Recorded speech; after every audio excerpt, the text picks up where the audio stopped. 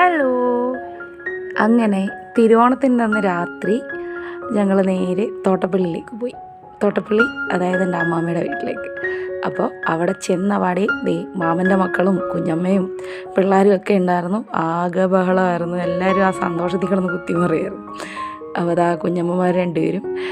അതുപോലെ തന്നെ ഞങ്ങൾ പിറ്റേന്ന് എല്ലാവരും വെജൊക്കെ കഴിച്ച് മടുത്തിരിക്കുകയായിരുന്നു. കാരണം നമ്മൾ ചിക്കനൊക്കെ വാങ്ങി, പിന്നെ സാമ്പാറും പിന്നെ ബാക്കി വെജിറ്റേറിയൻ ഡിഷസും എല്ലാം ആയിട്ട് അമ്മാമ്മയുടെ കൂടെ ഇരുന്ന് നല്ല അടിപൊളിയായിട്ട് നമ്മൾ അവിട്ടം ആഘോഷിച്ചു. അങ്ങനെ അങ്ങ് പോയി. അപ്പോൾ അന്ന് രാവിലെ പാപ്പുവിൻ്റെ അമ്മയും അച്ഛനും എല്ലാം വന്നിട്ടുണ്ടായിരുന്നു.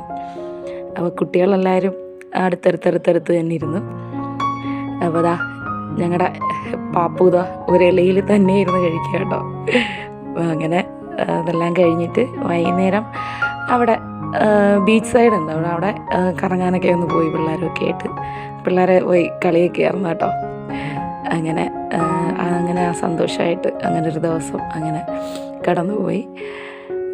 അവിടെ ചെന്ന് കഴിഞ്ഞ് കഴിഞ്ഞാൽ പിന്നെ ഇവിടുത്തെ പിള്ളേരും മാമൻ്റെ മക്കളും ജോയിൻ്റ് ആയി കഴിഞ്ഞ് കഴിഞ്ഞാൽ പിന്നെ ഇവർക്ക് ഇവരുടേതായിട്ടുള്ളൊരു ലോകമാണ്. അതിൻ്റെ ഇടയ്ക്ക് പിന്നെ നമ്മളെ ഒന്നും ശ്രദ്ധിക്കാനോ മൈൻഡ് ചെയ്യാനോ നേരെയില്ല. കളിയും ബഹളവും അവരവരുടെ ലോകത്ത് കുത്തിമറിയുന്ന ഒരു രീതിയാട്ടോ.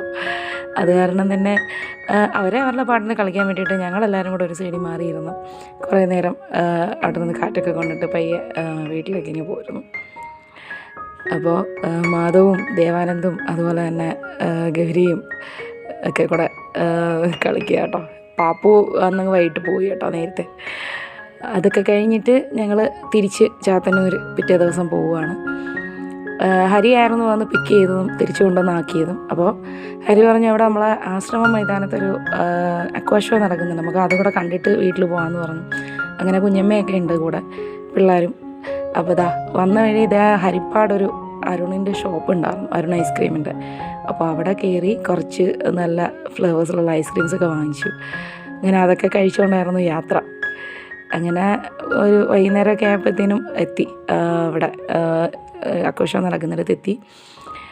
ചെന്ന് കയറുമ്പോൾ തന്നെ ഇങ്ങനെ കുറേ കിളികളൊക്കെ ഇങ്ങനെ തുറന്ന് വിട്ടേക്കുകയാണ് ഓപ്പണായിട്ട്. അപ്പോൾ നല്ലൊരു എക്സ്പീരിയൻസ് ആയിരുന്നു. പിന്നെ ഇത് കണ്ടോ, ഇത് നല്ല രസമുണ്ട്, കൊട്ടാരം നനഞ്ഞു നിൽക്കുന്നത്. പിന്നെ മത്സ്യകന്യക അവരിങ്ങനെ താഴെ വന്ന് കുറേ നേരം ഇങ്ങനെ ഒരു ഷോയൊക്കെ കാണിച്ചിട്ട് പയ്യെ ശ്വാസം എടുക്കാൻ വേണ്ടി മുകളിലേക്ക് പോകും. അങ്ങനെ നല്ല ഭംഗിയുണ്ടായിരുന്നു അത് കേട്ടോ. കുറേ നേരം അതൊക്കെ ഒന്ന് കണ്ടു. പിന്നെ ഇത് നമ്മളെ വളർത്തുമീനുകൾ തൊട്ട് അല്ലാണ്ട് കടൽ മത്സ്യങ്ങളും എല്ലാം ഉണ്ടായിരുന്നു.